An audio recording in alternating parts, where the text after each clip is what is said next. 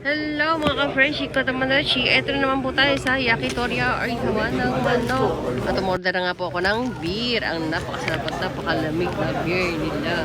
At set dyan ang ating utaw. Utaw, sarap niyan.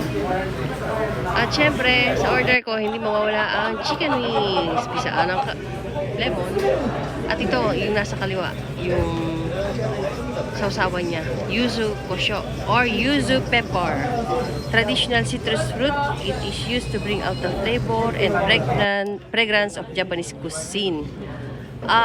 Pagka yan ang kapartner ng inyong karne, ay ang pagkakasarap.